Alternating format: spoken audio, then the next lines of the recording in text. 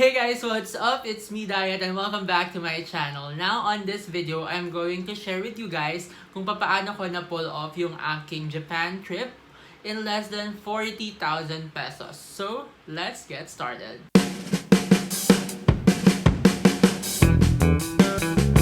So just a disclaimer guys, nothing in this video is sponsored and all prices na mababanggit ko will be in Philippine peso. Okay, so a little background. This trip is actually a gift because I passed my board exams and so I was given a budget of 50,000 pesos. But don't worry because like what I said earlier, hindi ako umabot ng 40,000 pesos. Excluding the shopping of course because shopping is relevant sa'yo. Kung gaano karami nasa yun, depende yun sa'yo kung gaano karami i-shop mo. So, kapag nagba-budget, ine-exclude ko lagi yung shopping. Okay, so, the first one na nabook ko from all of these is, of course, airfare, which cost me 12,456 pesos and 31 cents. Now, that is from a Cebu Pacific seat sale that is called, they call it the Cebu Pacific Super Seat Fest that happened October 31 to November 3. Now, hindi na siya ganun kalayo compared sa iba because usually, di ba, sa Cebu Pacific, ganun, malayo siya mag-seat sale. In fact, if I'm not mistaken, nag-seat sale na siya for the second half of 2020. Yung kanyang piso fare, tapos na. But sure ako, meron pang seat sales na mangyayari ulit. Now, contrary kay Cebu Pacific, si Jetstar, which is another low-cost airline, yung seat sale naman nila, napapansin ko, usually closer. They don't schedule flights in the long run. Kasi, right, today is February 27. And ang alam ko, hindi pa available yung flights ng Jetstar ng November to December 2020. So, yun, ganun siya. So, medyo late compared sa ibang low-cost airline. But, guys, in case some of you are wondering, and actually, a lot of people were asking me, bakit kung kinuha kong flight is yung Manila-Cebu, Cebu-Narita, pero meron namang Manila-Narita flight. Well, the basic reason is, gusto ko kasing makarating sa Narita as early as possible. Kasi sayang naman, wala naman akong gagawin, di ba? The first flight ng Manila-Narita na direct flight leaves Manila at around 6 a.m. and will arrive in Narita at around 12 noon. Unlike yung Cebu flight nila, it will leave Cebu at 2 a.m. and darating ka na doon at around 8:30 a.m. So at least yung time mo hindi na sayang on the travel. Kasi wala ka namang gagawin, tutulog ka lang din naman sa plane, diba? So be there as early as possible. So that's my trip. Okay, so the second one na nabook ko is yung aking visa processing which cost me 500 pesos from Universal Holidays Incorporated. Now, I booked this at only 500 pesos because it was on a travel fair. They called it Japan Fiesta 2019. It was held last November sa SM Aura. If I'm not mistaken, Japan Embassy yung nag-organize ng travel expo na yon. Now, here's a tip. According to the lady from UHI, usually daw kapag travel expo, mga ganyan tour expo, they always have their visa promo at 500 pesos and that is a multiple entry visa guys. Now, hindi naman kailangan na on the spot mo ipapasa yung requirements mo. You just have to pay it on site dun sa travel expo and then they will give you a receipt na yun yung papakita mo kapag nag-submit ka na ng requirements sa office nila in Dusit, Tani, Makati. So, kailangan na-submit na sa kanila yung application mo ng January 31. Otherwise, hindi mo na magagamit yung binayaran mong 500. But that was because from time to time naman daw nagkakaroon ng travel expo. So the deadline for that was January 31 because may travel expo na naman from I think that was second weekend of February. So yun. So by that time, may promo na naman daw sila. And by the way guys, that 500 pesos is for a multiple entry visa application na. So, any requirements for the visa, I'll link down below yung website ng Japan Embassy. Okay, so the next one na nabook ko is sa Klook during the 12/12 sale and it all cost me 5,301 pesos and 30 centavos. So, tatlo yung nabook ko from Klook. It's my Skyliner plus subway pass, my Mount Fuji tour, and my onsen ticket. So the Skyliner is my airport transfer from Narita Airport to the Ueno area where kung saan din located yung aking hostel. So it is a round trip ticket already. And then my 72-hour subway pass which gave me unlimited rides on the Tokyo Metro and Toei subway lines. Para hindi kayo malito kung saan pwede gamitin tong subway pass, I suggest you download the Navitime app and the Google Maps. During the trip, mas nagre-rely ako kay Google Maps because mas madali siyang intindihin, mas clean yung interface niya, so mas madali. But I also use Navitime kasi sometimes si Google Maps, ang binibigay niya is lahat JR. Now sa Navitime app kasi, pwede mo doon i-enter kung anong pass yung hawak mo and it will give you directions kung saan na pwede dun sa pass na ginagamit mo. Okay, so my Mount Fuji tour, the meetup, just a little info, yung pickup nito was at Shinjuku Prince Hotel. We went to Lake Kawaguchiko, the Fujisan World Heritage Center, Oshino Hakai, and the Gotemba Premium Outlets. Now, the tour started at 8 o'clock a.m. sharp, kung ano yung nandun sa itinerary sa clock. 8 o'clock is 8 o'clock sa kanila. Drop off kami sa Shinjuku Station West exit. Yung nakalagay doon was the drop off was at 7 p.m. but nakabalik na kami sa Tokyo at around 6 p.m. Okay, for my look, I also tried using the shop back na naririnig ko lagi. And actually, it works, and from the 5,300 na nagastos ko, may shop back akong 52 pesos and 96 cents. Now, I know maliit na amount lang siya, but still, meron kang additional na 50 pesos, diba? I mean, for nothing, meron ka rin may nakuha ka pa rin percentage. So, somehow, nabawasan pa din yung cost nung tour mo. So, the next one is the data SIM that I booked from Sharpie. Ito yun. This is 8 days of 4 GB ng LTE speed and unlimited na 3G speed.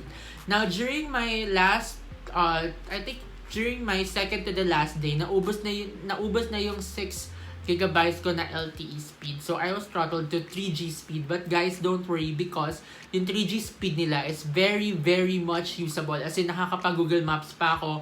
I think nakapag-video call pa ako. Though, syempre hindi na ganun kaganda yung quality as compared sa LTE. But at least nagagamit pa din siya. Ang hindi ko lang ata magawa nun was makapag-upload sa Instagram stories ng video. But, story na photo, okay pa din. So, yun. This one cost me 647 pesos from Shopee na free delivery. The next one that I booked is my accommodation from Agoda, and it cost me 8,701 pesos and 70 cents, and that was at Sadou Hostel. Now, ang gusto ko dun sa location ng hostel is it's 1 block away from the main road, and along that main road, merong 3 stations na magkakalapit. Syempre, they're running on different lines, which means mas mabilis kang makakaalis at makakabalik because you have a lot of options as compared na kung isa lang yung station na malapit sa hostel mo. Ginamit ko rin yung shopback on my Agoda booking, and meron akong shopback na 416 pesos and 83 cents. So, yung accommodation ko tuloy from 8.7 parang naging 8.3 na lang. So, the last expense that I have is, I call it my other expenses. So, the last one remaining on my expenses is my other expenses, which includes my food, my entrance fees, and yung ticket sa train nung expired na yung aking subway pass. And it cost me 8,490 pesos and 84 cents. Now, if you're wondering bakit may 84 cents, ganyan-ganyan, because ginawa ko is I converted yung presyo niya in yen, 2 pesos. So, kaya may mga centavos talaga.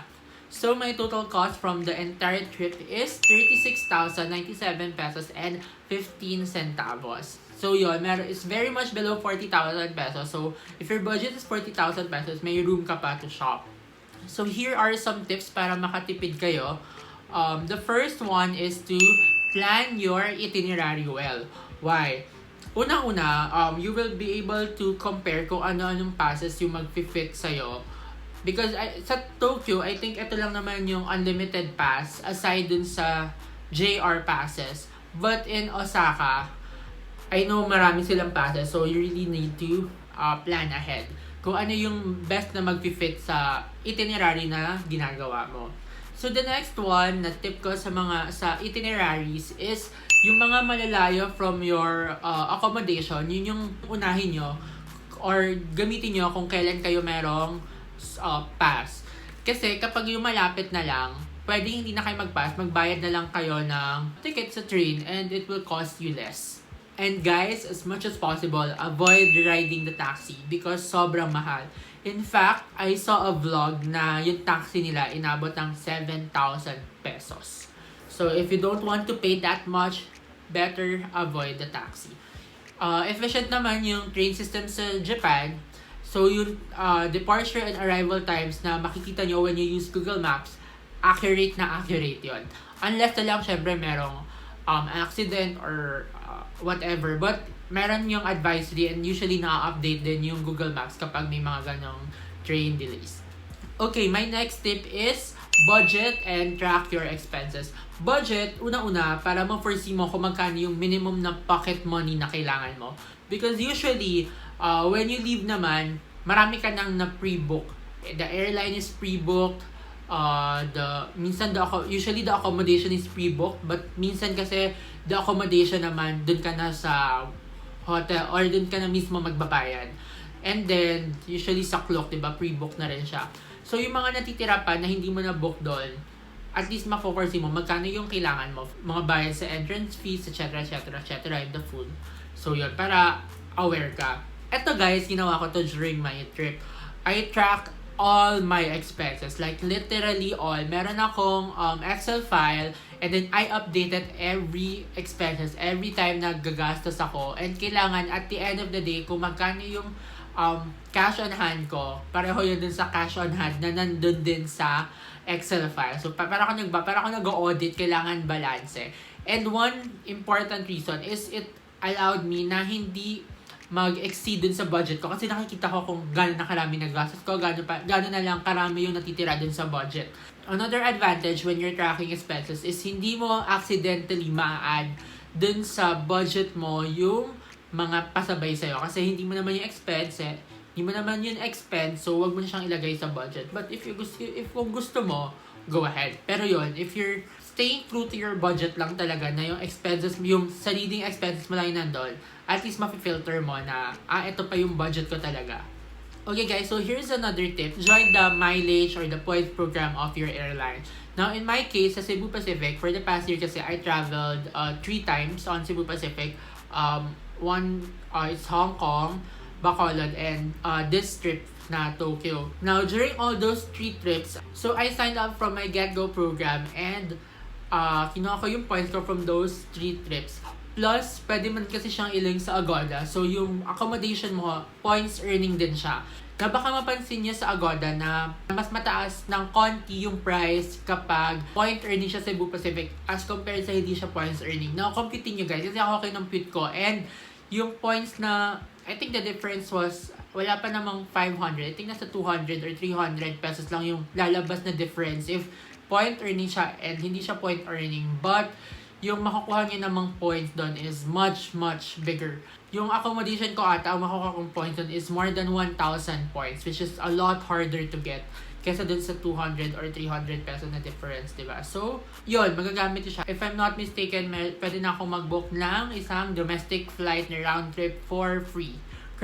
Just because I traveled on Cebu Pacific and I used their Get-Go program. Okay, so my last tip is visit the travel fairs.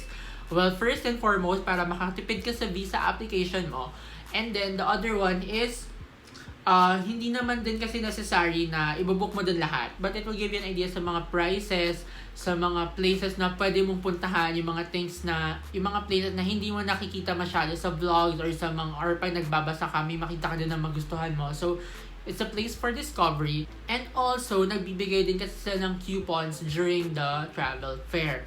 Now, during the Travel Expo last November, aside dun sa discounted ko na visa application, nakakuha din ako ng neck pillow from Philippine Airlines, and discount voucher from Don Quixote na nagamit ko during my trip. So ayun guys, I hope na may natutunan kayo on this video, and I hope na nakatulong ako in planning your Japan trip. If you have any questions, go ahead and comment it down below, and I'll try to answer them as soon as possible. And I guess the vlog has to end right here. Thank you guys for watching. If you like this video, give it a thumbs up and don't forget to subscribe. Till next time, see ya!